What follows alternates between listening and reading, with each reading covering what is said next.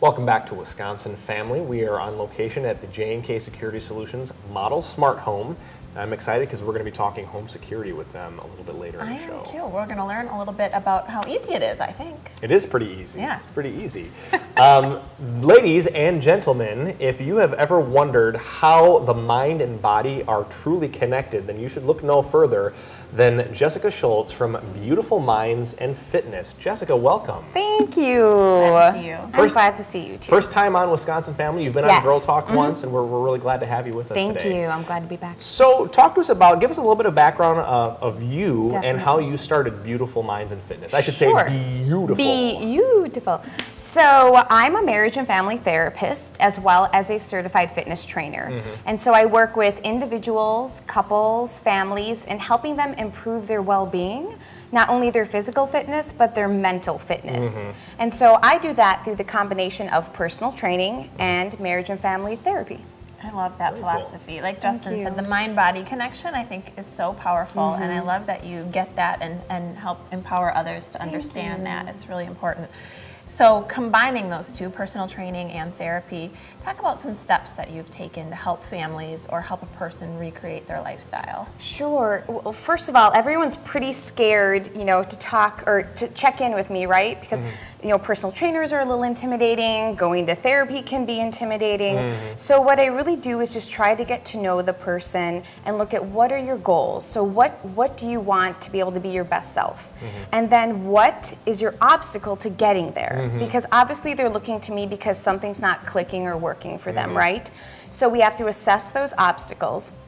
Then we'll just create some short-term plans, and we'll create some long-term action plans, and we'll move forward. I like it. Yeah. Just a woman with a plan. Woman with plan. And you talked about obstacles, and often I've heard it said that we are our own worst enemies at times. So obviously, a lot of the obstacles are all in a person's head at times. can So be. what is an example of a mental obstacle that you might help somebody to overcome? Sure.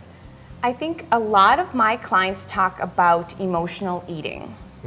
So the idea that when we are stressed, upset, angry, bad day at work, so we keep revolving around that vending machine, right?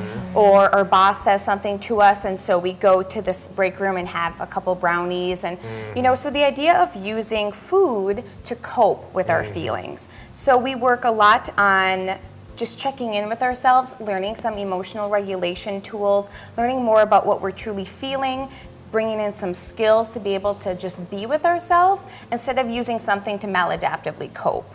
Interesting. Eating to cope, I've never heard of this, ever. Wise. Well, and that's such a snowballing problem. Talk about the mind-body connection there. You're utilizing food to cope with a feeling, and then your body's going to respond, which then, of course, affects your mood and feeling. Oh, definitely. So it's just such a snowballing thing, so an important thing not to ignore.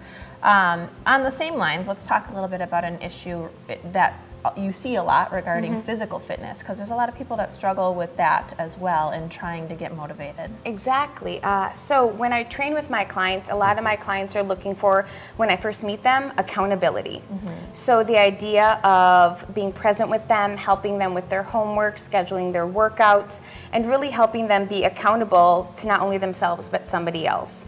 Now with that, working in a gym environment, I like to do a lot of resistance training, a lot of strength training, and that's really scary and overwhelming to some people because you can get injured.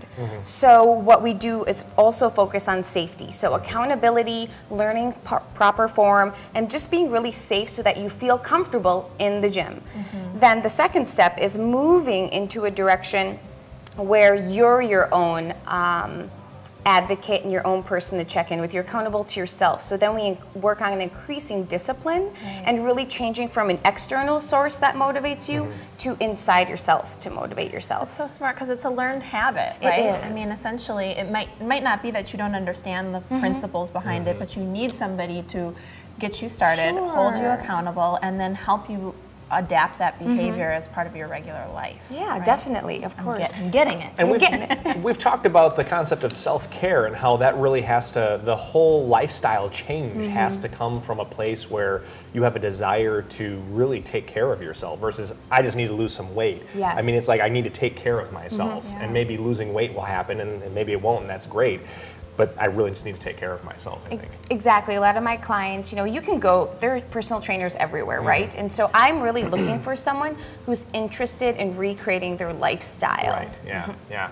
Real quick before we go, some of us may have seen this, the New York Times recently published an article about the reality TV show, The Biggest Loser, and how most of those contestants actually gained back all of the weight they lost, if not more. What are your thoughts about that as a marriage and family therapist and personal trainer? Well, while I appreciate the show in that it brings the idea of hope and inspiration into people's lives, that they can do something and they have control, at the end of the day, I feel as though sometimes it does an injustice, because it really teaches people that they should have rapid weight loss, restrict their eating, over-exercising for hours at a time, and then that's the way to change your life, when what that does is just set up your body for a lot of imbalances and confusion, and long-term ruins your metabolism. So you want to do a holistic change, treat the entire person, do that safely. Absolutely. Smart. Jessica Schultz from BeYOUtiful Minds and Fitness, thank you so much for joining us today. Thanks.